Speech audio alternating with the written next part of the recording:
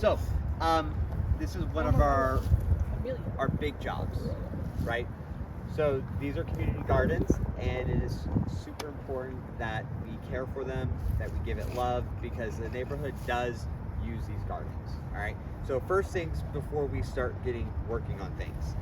One, please make sure anything that is sharp, that you are pointing it down, that we're not walking around like this, okay? Especially if they're open, whatnot, we point things down. I put things back in buckets. I like to sometimes stick things in here so that way it's not gonna mess with anyone. When I was called out for putting it in there in a really cool way that I did before, there's a reason for that, right? It's so that it doesn't hurt anybody. One of the things I will see happen all the time is a tool like this. Why is this an issue? Yes, it will hurt.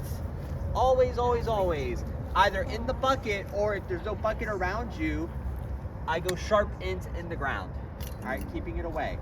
Also, we are not swinging things around. We are aware of what we are doing, okay? So, when it comes to these garden beds, most people will say, start weeding the bed and just start ripping things out, right? That is traditionally how people have done this. There's a problem with that, though, is when you rip everything out of the bed, you are taking away basically what people call green compost, all right, which is all this right here. This can all be reutilized and re-put back into the bed to put nutrients back into the ground. I'll have even people say when you rip them out, to rip everything out because you want to get the roots out so it doesn't grow back. You actually want to trim right at the base, just like that. Trim right at the base. All right. Watch your fingers as you do it, because sometimes you can get like a good groove and you're not really thinking, and then all of a sudden you chop your finger, and that hurts a lot. The reason you leave the roots is twofold. One, you don't want to, you take the roots out, you're taking a lot of soil with you, right? We don't want that. Two, this is great. When you're not using garden beds, you want ground cover like this. It keeps erosion from happening. All this, when it dies, it puts nutrients back into the ground. The roots put nutrients back into the ground. So what we're gonna do today is we're gonna do the chop and drop method. We're gonna chop, we're gonna drop, right? Then I have some bags of vermicomposting. We're gonna spread some vermicomposting around in the bed just to get a little natural fertilizer going. The last two steps is we're gonna take mulch and we're gonna lay a bunch of mulch on top. The last step is we have twine, and you'll notice that in a lot of the garden beds, so this one actually doesn't have it, so we'll have to include it to this one. But you'll notice in a lot of the garden beds, there are little screws. You're going to set up your squares. So does anyone remember how many squares? 32, right? So how many on this side? 8. 8, and then how much on that side? 4, right? Sweet, perfect. I had students yesterday using these, and they loved it. They were able to just go in and like really take it down. But they're lucky. Guys, who's this? So here's what you want to be careful for, though. Before you put it all to bed, before you put mulch on it and all that, you want to kind of go through and make sure everything is chopped. When you go too fast, it's really easy to miss a lot of these guys, okay? You will notice they have started flowering a little bit. So a lot of people would say, get rid of it when it flowers, because then it's going to start seeding. It's just now flowering. The seeds haven't formed yet. So it's okay to chop it and drop it and lay it in the bed, because they don't have seeds formed, okay? When you run into situations like this plant right here, this is old collards. You really absolutely want to chop this into small pieces. All right, be careful with your hands. So I would probably even just go in and use my hands to rip it up so you don't chop your fingers, but you want to rip it up. This will help it decompose more. You guys see that? If you have a bed like that has a lot of this, right? Make sure it's ripped up into small pieces, and then you're gonna lay it all into the bed. someone go and hand me the bag of vermicomposting? So I kind of want to show you how to spread that. Yeah, it's a yellow bag. Yeah. And if you want an example of what it's supposed to look like, thank you for fixing it. If you want an example for what it's supposed to look like, you do have 2 finished beds over there.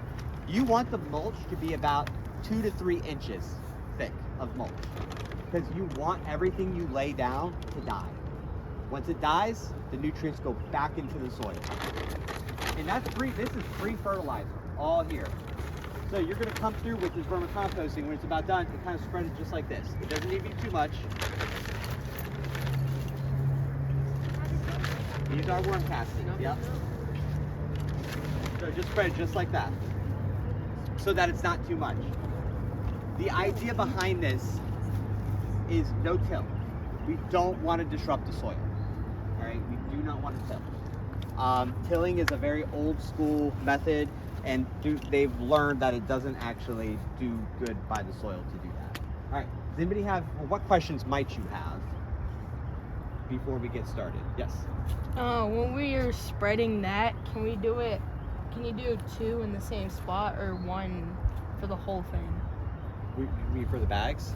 Like when you dump it on, can you do 2 over the same spot? Like 2 handfuls? Yeah, that's fine. I saw kids yesterday try to do this. That did not go well.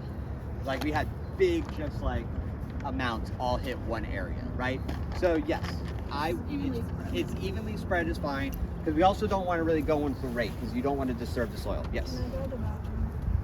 So let's get started first, and Okay. then yeah. And also, I had another question. Why don't we pull them out again? You want the roots in the ground. You want them to die in the ground. But won't that just like make them start growing again, like with the roots? Not It'll be covered, so Oh. there's no sunlight for it to get nutrients to grow, so you Yes. cover it so it all gets back into the soil and dies and goes back into the soil. Yep. Gives your plants like food. This is free fertilizer for your gardens, right? Because we use these garden beds every year, and so we have to be able to add life back into the soil. Because if you just keep gardening on the same bed over and over again, all the nutrients die. All the nutrients go away. So we have to keep adding nutrients. Now, here's what we're going to be doing in our new campus. We're going to have so many garden beds that we're only going to use half of them, and the other half we're going to do like rotational cropping. We're going to be planting things like clover in it on the off seasons, because clover is a natural, it adds nitrogen to the soil. And we're going to do the same thing. Once we go to use those beds, chop and drop, kill everything, let it put nutrients back into the soil, and then we can use the bed. And then the other beds, we're going to put ground cover, something in it like rye or clover that pumps nutrients back into the ground, right? And then we're going to have that rotation happening, so we never have to buy more soil, and we never have to buy more nutrients, because we're using natural nutrients. Any other questions? All right, let's get going. I go to the bathroom. Yes.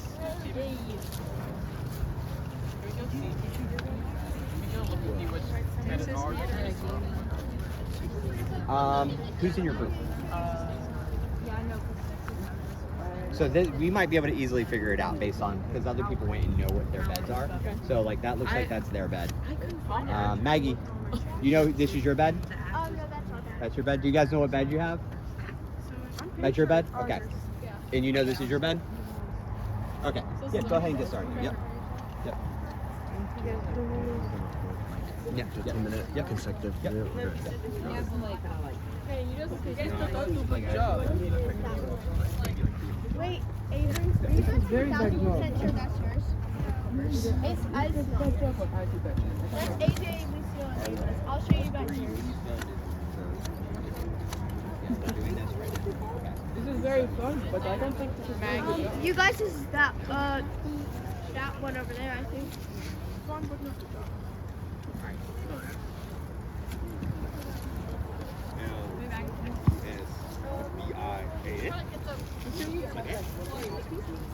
Alright, so look, I think we're over here.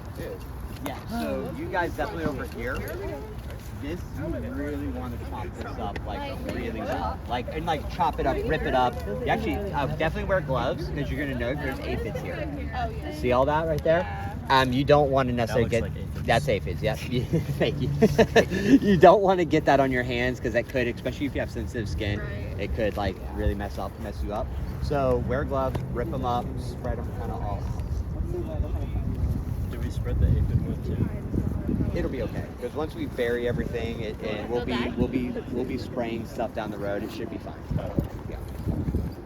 Can we just like rip them up? I would chop them at the base Chop at the base and then can we rip them up? and then rip them up. You want to leave the roots. Yeah, and you guys might need to even borrow some of theirs. Like this group right here, you might want to grab some of theirs when they're done.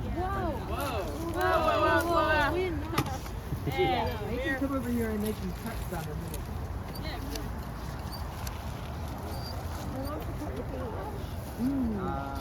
Cut that one. That's collar. That is tail, yeah. I can smell it. I can smell it. Her tail is so small.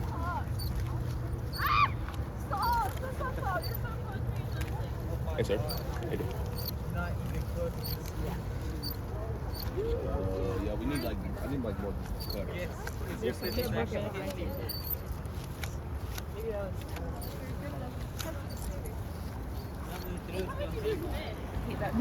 Yeah.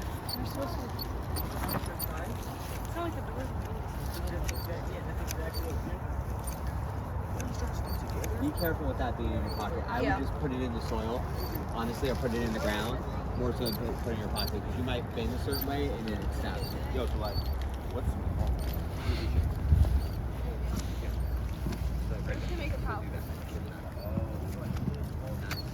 There's no way, bro. You're okay. If you've never used one before, you wouldn't know.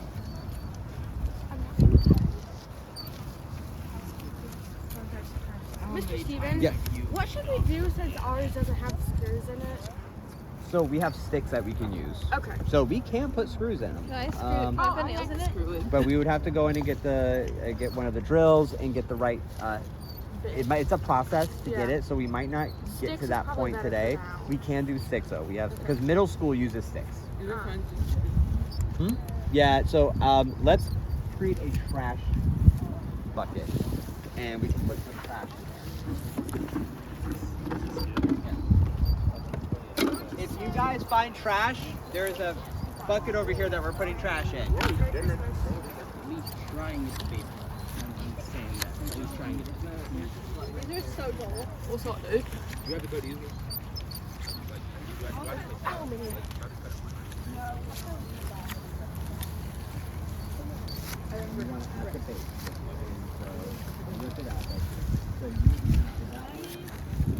yeah. Really pretty clippers. These are so dull. Right when it, right when it touches the soil, right there. Yep. Thank you. No problem.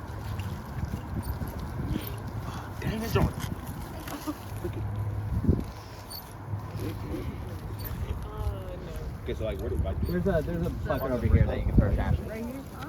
Part of the breakup routine? Like, do I break this up too? I would chop that. Definitely chop that. If the more that is chopped up. Yeah. Actually, let me close to this. It's a lot here. It's not, they might. Hey guys. We're just talking about the different smells we smell. We also were talking about our favorite cheese. So do they have big things they gotta chop up? Mine's Swiss, by the way. Thank you. I love how y'all just threw them both right in the middle. Yeah. Oh, yeah. Well, I was gonna do per bed, but then we just made Yeah, that. you're good. You're good. I'm messing.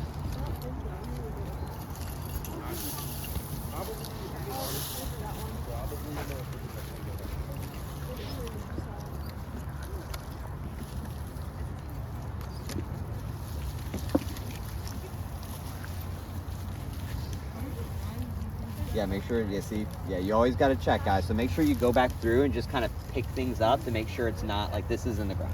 See, the root, this hasn't been cut yet. Like even white water. Yeah, you want to make sure you cut it.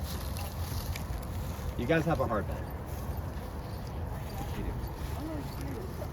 Violet, there's a spot right here. Okay, thank you. It's like